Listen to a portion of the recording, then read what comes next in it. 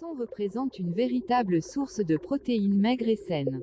Tandis que les poissons gras, tels que le saumon, le thon, les sardines et le maquereau, apportent des acides gras oméga 3 bénéfiques à la santé du cœur et du cerveau, que vous avez probablement déjà entendu parler. Mais il y a aussi le souci de l'environnement et le choix de produits de la mer durables. Le poisson est réputé comme étant un aliment santé. Ses apports nutritionnels pour notre alimentation sont reconnus. Lipides, acides gras, protéines, acides aminés, vitamines et minéraux. Les variations de composition du poisson sont liées à son alimentation, aux déplacements migratoires et aux changements sexuels en rapport avec la ponte. Les poissons ont des périodes de famine pour des raisons physiologiques, migration et frais, ou des facteurs extérieurs, manque de nourriture. La ponte correspond à de grandes dépenses d'énergie, de lipides en particulier, ce qui conduit à une péjoration de sa condition physique. De plus, certaines espèces s'alimentent très peu ou pas du tout durant leur migration de ponte.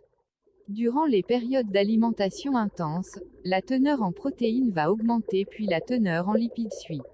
La fraction lipidique subit les variations les plus importantes. La teneur en huile varie avec la taille, les grands poissons contenant environ 1% d'huile de plus que les plus petits. Si vous vous trouvez souvent devant le comptoir à poissons, un peu perplexe, qu'est-ce qui est bon pour moi et pour l'environnement? Nous avons fait quelques recherches pour sélectionner les poissons les plus sains à manger en termes de durabilité, de teneur en mercure et d'avantages nutritionnels.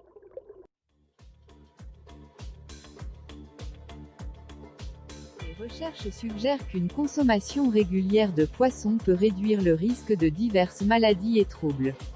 Voici quelques exemples de résultats. Asthme. Les enfants qui mangent du poisson ont moins de risques de développer de l'asthme. Cerveau. Les poissons riches en acides gras oméga 3 peuvent contribuer à la santé des tissus cérébraux. Maladies cardiovasculaires. La consommation d'au moins 2 portions de poisson par semaine réduit le risque de maladies cardiaques et d'accidents vasculaires cérébraux. Elle assure la réduction de la formation de caillots sanguins et l'inflammation, l'amélioration de l'élasticité des vaisseaux sanguins, la baisse de la pression artérielle et les triglycérides sanguins, enfin, l'augmentation du bon cholestérol. Démence. Les personnes âgées qui mangent du poisson au moins une fois par semaine peuvent avoir un risque plus faible de développer une démence, notamment la maladie d'Alzheimer. Diabète. Le poisson peut aider les personnes atteintes de diabète à gérer leur taux de glycémie. La vue. Les femmes allaitantes qui mangent du poisson ont une meilleure vue, peut-être grâce aux acides gras oméga 3. Manger du poisson 2 fois ou plus par semaine est associé à une réduction du risque de dégénérescence maculaire liée à l'âge. Infections inflammatoires. La consommation régulière de poisson peut soulager les symptômes de la polyarthrite rhumatoïde, du psoriasis et des maladies auto-immunes. Naissance prématurée. Manger du poisson pendant la grossesse peut contribuer à réduire le risque d'accouchement prématuré. Voici 5 poissons les plus sains à consommer. Le maquereau de l'Atlantique.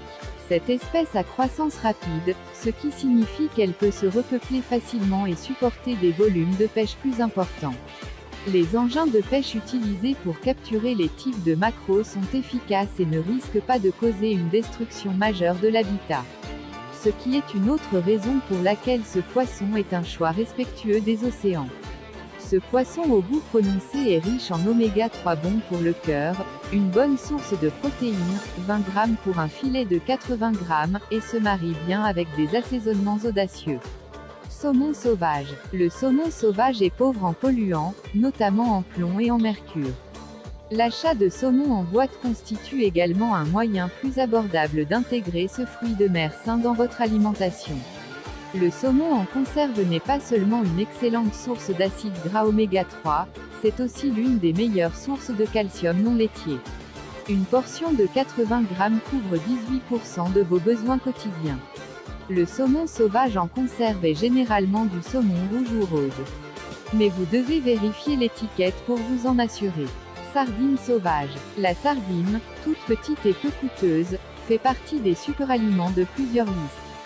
Elle renferme presque 1200 mg d'acides gras oméga 3 par portion et constitue l'un des rares aliments naturellement pourvus en vitamine D. La sardine appartient à la même famille que de multiples poissons tels que le hareng et le sprat. De plus, elle est considérée comme étant l'un des rares aliments à être naturellement très riche en calcium. Avec 33% des apports nécessaires au quotidien par portion. Truite arc-en-ciel. La truite se classe juste derrière le saumon rose en conserve en ce qui concerne la teneur en oméga 3. Elle constitue une bonne source de potassium, de sélénium et de vitamine B6. Tout en offrant plus d'une journée de vitamine B12. La truite grise est une excellente alternative lorsqu'elle provient des bons endroits. Le hareng. Le hareng est un aliment de base du régime nordique, et ce, pour une bonne raison. Sa teneur en oméga 3 est supérieure à celle des sardines, de la truite et du maquereau. C'est également une excellente source de vitamine D et de sélénium. Vous trouverez généralement du hareng en conserve, saumuré ou fumé sur les menus des restaurants, mais il peut aussi être consommé frais.